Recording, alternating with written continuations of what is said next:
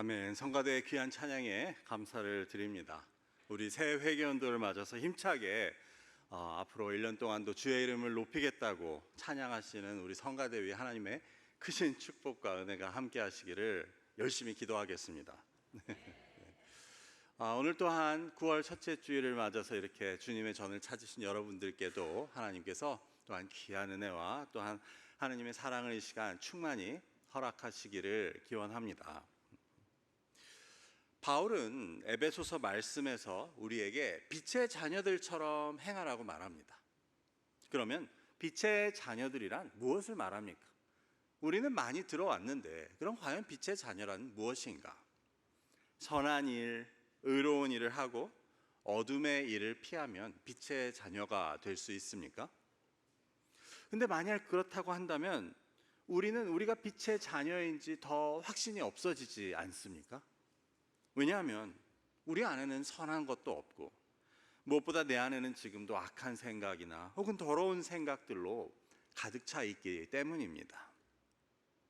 사실 예수님을 믿어도 교회를 다녀도 크게 달라지지 않습니다.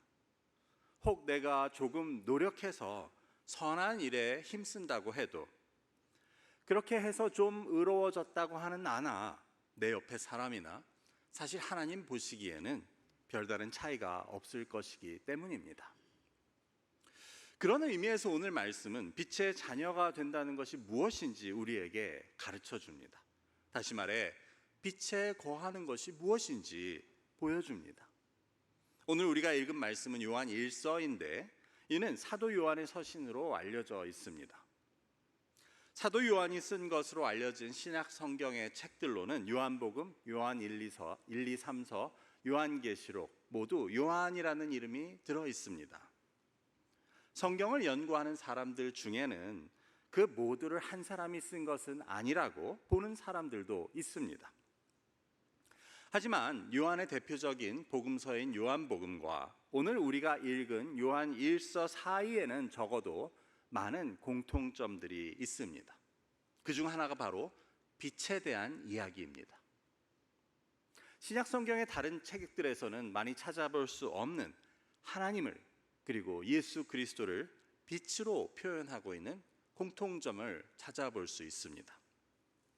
우리가 오늘 읽은 말씀에서도 하나님은 빛이시라고 말합니다. 그래서 우리도 빛 가운데 행해야 한다고 말합니다. 요한복음 1장의 말씀에서도 비슷한 내용을 찾아볼 수 있습니다.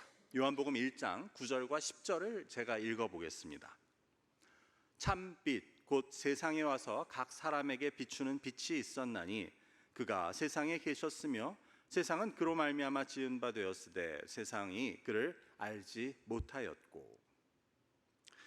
여기서 요한은 이 땅에 오신 예수 그리스도를 빛이라고 이야기합니다. 그래서 예수님은 참 빛이셔서 이 세상에 와서 각 사람에게 비추인 바 되셨는데 어둠은 이를 깨닫지 못했다고 말합니다. 그렇다면 이와 같이 요한복음에서처럼 빛을 안다는 것은 무엇인지, 오늘 말씀에서와 같이 빛에 거한다는 것은 무엇인지 우리는 오늘 함께 살펴보고자 합니다. 그래서 우리가 빛에 거하면 이것은 우리 믿는 모습 가운데 어떠한 모습으로 나타나게 되는지를 보고자 합니다. 이를 통해 내가 빛의 자녀라는 것을 확실히 알고 또 우리 모두 참 빛에 거하는 삶이 될 수 있기를 주님의 이름으로 축원합니다. 첫 번째로 우리는 하나님이 빛이라는 것이 무슨 의미인지, 무엇을 뜻하는지 함께 살펴볼 필요가 있습니다. 오늘 5절의 말씀을 제가 읽겠습니다. 우리가 그에게서 듣고 너희에게 전하는 소식은 이것이니 곧 하나님은 빛이시라 그에게는 어둠이 조금도 없으시다는 것이니라. 여기서 요한이 그에게서 들었다는 것은 예수 그리스도를 말합니다. 그래서 그는 예수님으로부터 하나님은 빛이시라는 말씀을 들었습니다. 그렇다면 하나님은 어떤 의미에서 빛이 되십니까? 먼저 우리는 이 성경을 볼 때 성경의 가장 첫 장에서부터 하나님과 빛이 연결되고 있는 것을 보게 됩니다. 창세기 1장 2절과 3절의 말씀을 읽어보겠습니다. 땅이 혼돈하고 공허하며 흑암이 깊음 위에 있고 하나님의 영은 수면 위에 운행하시니라. 하나님이 이르시되 빛이 있으라 하시니 빛이 있었고. 즉 세상은 하나님이 빛이 있으라고 하기 전에 어둠만이 있었습니다. 흑암이 깊음 위에 있었다고 말합니다. 거기에 하나님께서 가장 먼저 빛이 있으라 해서 빛이 있게 하신 것은 상당히 상징적인 의미를 가집니다. 즉 하나님께서 이 땅에 생명을 창조하시기 위해 가장 먼저 필요한 것은 빛이었습니다. 빛은 생명을 위해서는 필수적이고 또 빛은 생명 자체를 뜻합니다. 그래서 하나님께서는 가장 먼저 빛이 있게 하셨습니다. 그런데 우리는 단지 생명뿐 아니라 빛은 다른 의미에서 생명이 없는 모든 물체, 모든 만물을 존재하게 하는 것에 필요하다는 것을 생각해 보게 됩니다. 여러분, 빛이 아예 없는 세상을 한번 상상해 보셨습니까? 우리는 가끔 그것을 경험하죠. 한밤중에 정전이 되면 빛이 없는 세상을 경험하게 됩니다. 그래도 우리에게는 핸드폰 불빛도 있고 달빛도 있기 때문에 그렇게 빛이 아예 없지는 않습니다. 그런데 말 그대로 칠흑 같은 어둠이면 어떻습니까? 그야말로 빛이 조금도 없어서 내 앞에서 손을 이렇게 흔들어도 아무 느낌이 없는 그러한 어둠을 경험해 보셨습니까? 만일 빛이 조금도 없어서 그런 우리가 어둠 속에 있다면 내 앞에 무엇이 있다고 하는 게 무슨 의미를 가지겠습니까? 예를 들어 여기에는 아름다운 스테인드 글래스도 있고 아름다운 꽃도 있고 나무로 된 벽과 십자가도 있습니다. 하지만 여기에 빛이 하나도 없다면 우리는 여기에 예쁜 꽃과 나무 의자가 있는 것을 아는 것도, 그런 것들이 있다고 말하는 것도 아무 소용이 없음을 깨닫게 됩니다. 여기에 무엇이 있다는 데는 변함이 없습니다. 하지만 빛이 없다면 그런 완전한 어둠 속에서 무엇인가의 존재를 주장한다는 것은 아무 의미가 없다는 사실입니다. 아니, 빛은 없어도 그래도 있는 건 있는 게 아니냐고 하실 수 있습니다. 하지만 빛이 잠시 없는 게 아니고 만일 빛이 영원히 없다면 여기에 무엇이 있다고 해도 그것은 아무 의미가 없다고 할 수 있습니다. 그런 의미에서 빛은 생명을 위해서 필요한 것일 뿐 아니라 생명이 없는 모든 것을 포함한 모든 존재들이 존재하기 위한 조건, 필요 조건이라고 할 수 있습니다. 그렇게 볼 때 하나님은 빛이시라는 것의 의미는 엄청난 것이라고 할 수 있습니다. 하나님께서 빛이시라는 말은 단지 하나님께 어둠이 없으시고 언제나 선하시고 의로우시다는 것만을 뜻하지는 않습니다. 나아가서 하나님께서는 모든 생명의 근원이 되신다는 것과 더 나아가서 모든 만물의 존재의 이유가 되신다는 것을 보여주고 있습니다. 그래서 하나님이 아니고는 그 어떤 것도 스스로 존재하는 것이 없기 때문에 하나님이 빛이라는 말씀은 하나님으로 인해 모든 것들이 존재의 의미를 갖고 또 존재할 수 있게 된다는 것을 가르쳐 줍니다. 무엇보다 만물을 지으실 때 가장 먼저 빛이 있으라 하신 그 하나님의 창조가 바로 빛 되신 하나님의 역할과 의미를 잘 보여줍니다. 그렇다면 이처럼 우리가 믿는 그 하나님이 빛이라는 사실로 인해 그 하나님을 믿고 그 하나님의 자녀인 우리에게는 어떤 영향이 있게 됩니까? 하나님이 빛이라는 사실은 우리에게 어떤 의미를 가집니까? 오늘 말씀의 두 번째로 이처럼 하나님은 빛이시기 때문에 우리가 빛 안에 거할 때만이 하나님과의 사귐이 있다고 오늘 말씀은 보여줍니다. 제가 6절의 말씀을 읽어보겠습니다. 만일 우리가 하나님과 사귐이 있다 하고 어둠에 행하면 거짓말을 하고 진리를 행하지 아니함이거니와. 요한은 우리가 하나님과 사귐이 있다고 하면서 우리가 어둠에 행하면 그것은 거짓말을 하는 것이라고 말합니다. 그러니 우리가 하나님을 믿는다고 하고 우리가 하나님의 자녀라고 한다면 빛 가운데 행하는 것이 맞다는 것입니다. 하나님은 빛이시기 때문에 우리가 빛에 거할 때만이 하나님과의 사귐이 있다고 말합니다. 여기 계신 여러분 모두는 하나님과의 사귐이 있으십니까? 아멘. 우리는 먼저 하나님과 사귄다고 하는 것이 무엇인지 궁금하게 됩니다. 그래서 제가 찾아보았더니 여기서 사귄다고 하는 말은 코이노니아라는 단어였습니다. 제가 의도한 것은 아닙니다. 하지만 말씀을 준비하다 보니 지난주에 이어 다시 코이노니아를 이야기하게 됩니다. 아마도 하나님께서 이 새 회개 연도를 맞아 우리 교회에게 코이노니아를 강조하시는 것 같습니다. 오늘 본문에서의 코이노니아는 가장 기본적인 뜻으로 쓰입니다. 그래서 친교나 교제라고도 말할 수 있습니다. 우리말로는 사귐이라고 번역했는데 하나님과 사귄다고 하는 것이 어감이 참 좋긴 하지만 이는 다소 그 의미가 제한됩니다. 오늘 하나님과의 사귐이란 말도 넓은 의미에서 모든 것을 하나님과 함께 한다는 그런 것을 말합니다. 영어로도 코이노니아의 가장 기본적인 뜻은 share in common이 됩니다. 즉 무엇을 함께 하다, 함께 나누다라는 뜻입니다. 그래서 지난주에 살펴본 복음에 참여한다라고 하는 것도 그 복음의 뜻이나 목적을 함께 쉐어한다는 의미에서 코이노니아였고, 또 제가 예를 들어 설명한 연보나 구제 같은 경우도 자기가 가진 재물을 쉐어한다는 의미에서의 코이노니아였습니다. 어떤 일에 협력하는 경우도 노동이나 노력을 쉐어한다는 의미에서의 코이노니아입니다. 그렇기 때문에 오늘 하나님과의 코이노니아가 있다는 것은 단지 하나님과 교제하고 하나님과 가까워진다는 의미에 머물지는 않습니다.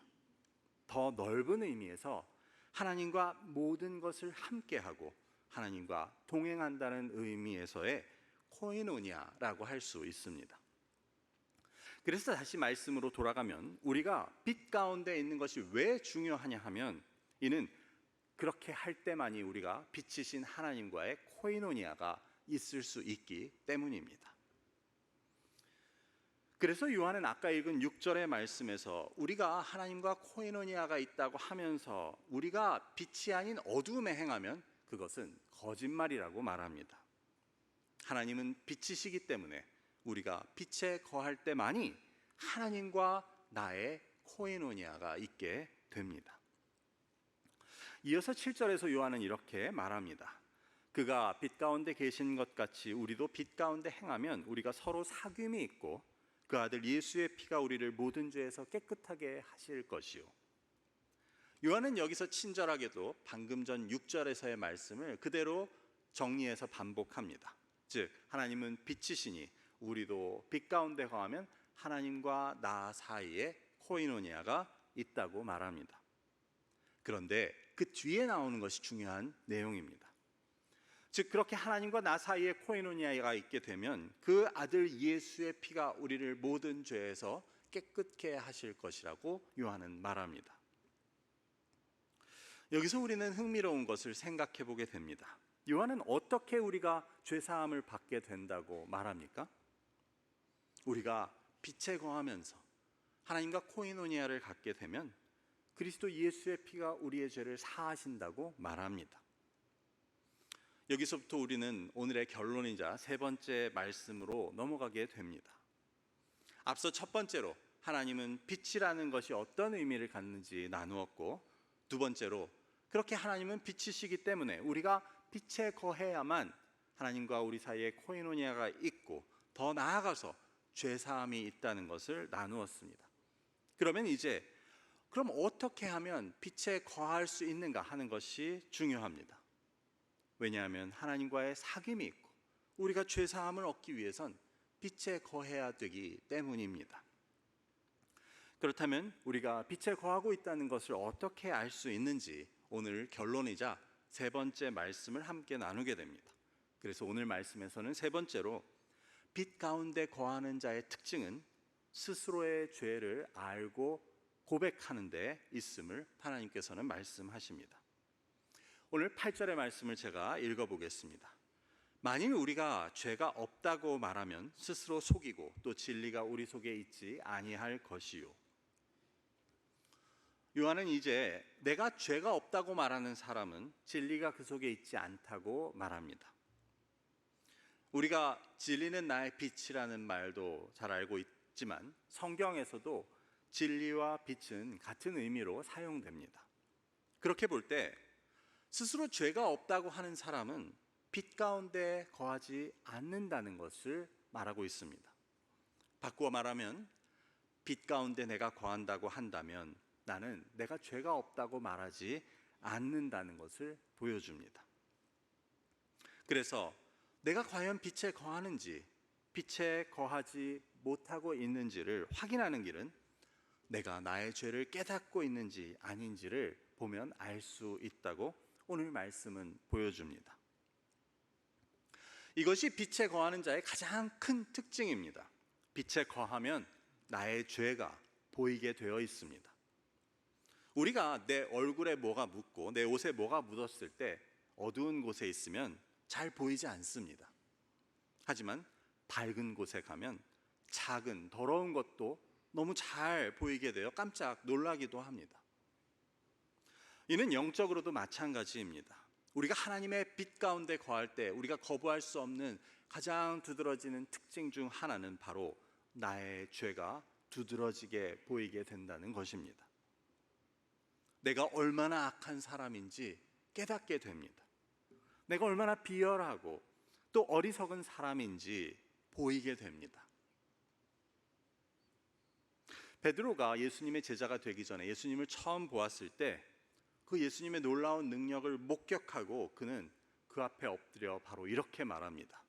주여 나를 떠나소서 나는 죄인이로소이다. 아니 멀쩡하게 어부일을 하고 있던 베드로가 왜 처음 보는 예수님 앞에서 자기가 죄인이라고 고백합니까? 이는 아무도 그에게 물어보지도 않고 시키지도 않은 일이었습니다. 하지만 베드로는 예수님의 빛을 보았고 그 앞에서 자신이 죄인임이 드러나 보이게 되었던 것입니다. 이처럼 하나님의 빛에 거하는 자들의 특징은 자기의 죄와 허물을 하나하나 다 보게 되어 이를 깨닫고 고백한다는 데 있습니다. 반면에 하나님의 빛에 거하지 않는 자들은 자신의 허물과 죄를 보지 못합니다. 그냥 나는 잘 살고 있는 것 같고 별 문제 없고 또 심지어 내가 선하고 의롭다고 괜찮은 크리스찬이라고 여기는 경우도 있습니다. 그래서 그런 자들에 대해서 요한은 10절에서 이렇게 말합니다. 만일 우리가 범죄하지 아니하였다 하면 하나님을 거짓말하는 이로 만드는 것이니 또한 그의 말씀이 우리 속에 있지 아니하니라. 여기서 요한은 스스로의 죄를 깨닫지 못하는 자는 하나님의 말씀, 즉 진리가 그 속에 있지 않아서 그렇다고 말합니다. 이는 바꾸어 말하면 그 안에 빛이 없다는 이야기입니다. 어둠 가운데 있기 때문입니다. 어둠 속에 있기 때문에 스스로의 죄와 허물을 보지 못하고 내가 의롭다고, 내가 선하다고 여기는 것입니다. 우리가 일반적으로 생각하면 빛에 거한다는 것은 죄와 허물이 없다는 것으로 생각하기 쉽습니다. 그래서 빛의 자녀들은 죄가 없이 선을 행하는 어둠의 일들을 하지 않는 자들이라고 생각하는 것입니다. 하지만 오늘 말씀을 보면 그렇지 않습니다. 그래서 빛에 거하는 자, 사람은 누구나 죄와 허물이 있을 수밖에 없습니다. 여기 계신 모든 분들이 그렇습니다. 그래서 빛에 거하는 자는 죄와 허물이 없는 사람이 아니라 자신의 죄와 허물을 볼 수 있고 깨달아 알고 있는 자입니다. 반면에 어둠에 거하는 자들은 똑같이 죄와 허물이 있지만 그 차이점은 내가 죄인이라는 것을 모른다는 것입니다. 그래서 이는 단지 하나님을 알지 못하는 사람들에게만 해당되는 이야기는 아닙니다. 하나님을 믿고 교회를 다니는 사람, 이 자리에서 예배하고 있는 우리들 가운데도 스스로가 죄인임을 깨닫지 못하고 인정하지 못하는 사람이 있을 수 있기 때문입니다. 즉 하나님을 믿는다고는 하지만 내가 하나님의 빛에 거하고 있지 못하기 때문에 나의 스스로의 모습을 보지 못하는 것입니다. 옆에 있는 사람보다 선하고 의로워서가 아니고 도리어 어두움에 있기 때문에 깜깜한 데 있어서 스스로를 알지 못하고 내가 범죄하지 않았다고, 내가 깨끗하다고 말하는 것을 보게 됩니다.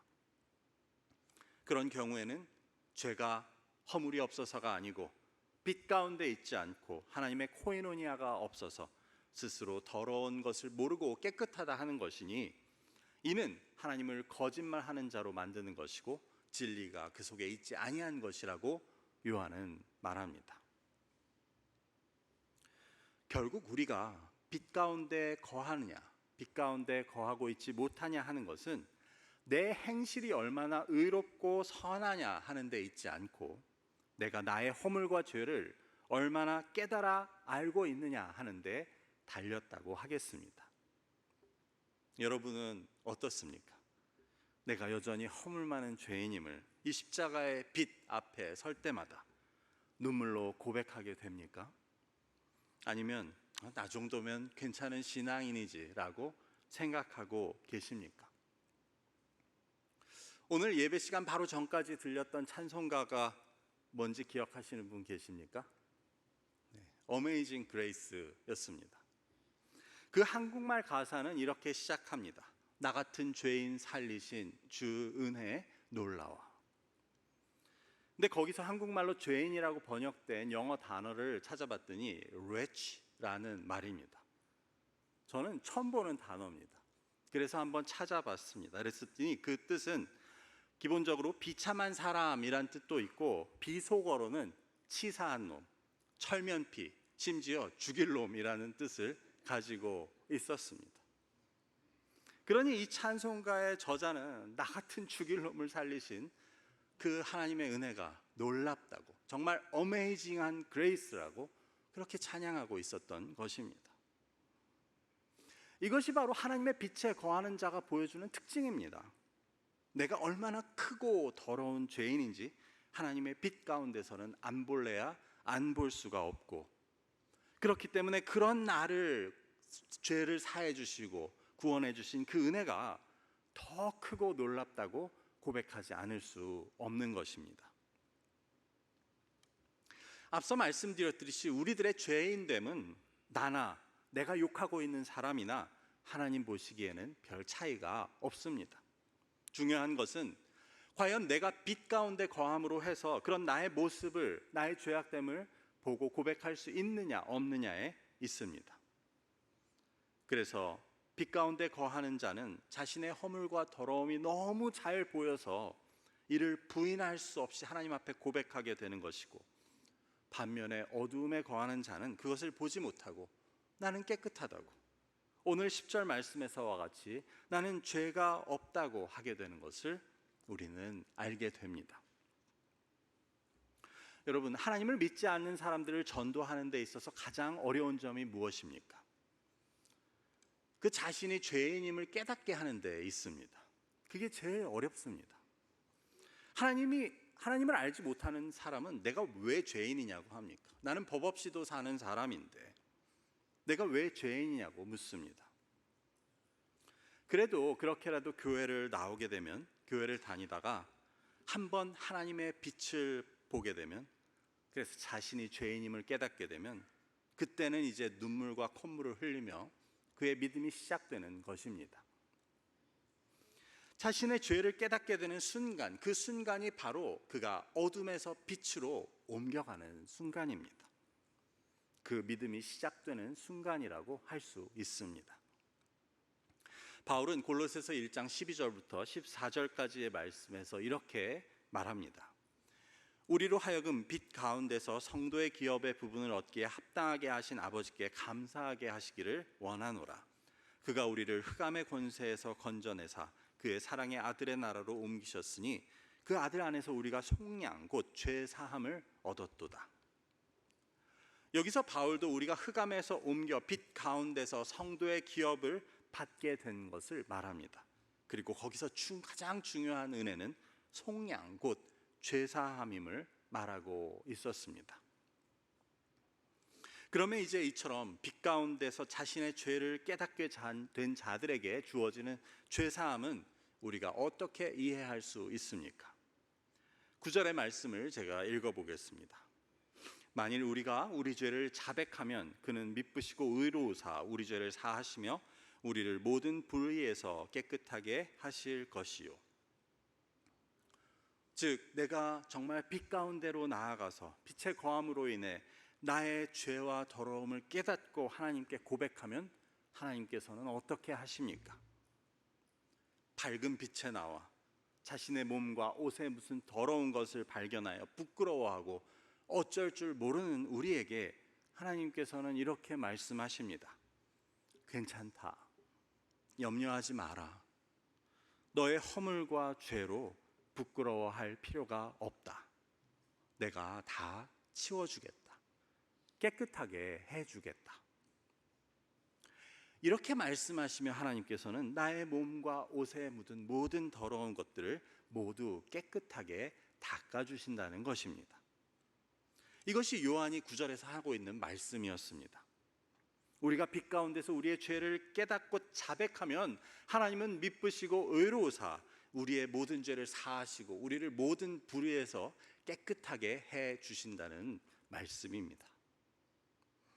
그것이 바로 빛 가운데 거하며 그 하나님과의 코이노니아가 있는 자들이 누리게 되는 죄 사함의 은혜입니다. 이제 말씀을 맺고자 합니다.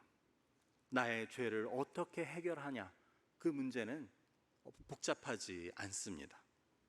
가장 중요한 것은 바로 빛 되신 하나님 안에 거하며 하나님과의 코이노니아를 가지는 것입니다. 그러는 자들의 특징은 자기의 허물과 죄를 바로 보고 자기가 죄인임을 겸손히 고백한다는 데 있습니다. 그럴 때, 즉 우리가 하나님의 빛 가운데 거하며 우리의 죄를 깨닫고 인정하는 순간 하나님은 미쁘시고 의로우사 우리의 모든 죄를 사하시고 우리를 모든 불의에서 깨끗하게 해주십니다. 이것이 죄사함의 은혜입니다. 그래서 죄사함은 죄를 깨닫고 인정한 자들에게만 주어집니다. 중요한 말씀입니다. 빛에 거하는 자들에게만 죄사함이 있습니다. 어둠에 있어서 자기 죄를 알지 못하고 인정하지 못하면 죄사함이 있을 수 없습니다. 즉 자기가 의롭다고 생각하는 자에게는 죄사함의 은혜가 그 놀라운 은혜도 아무 소용이 없다는 것입니다.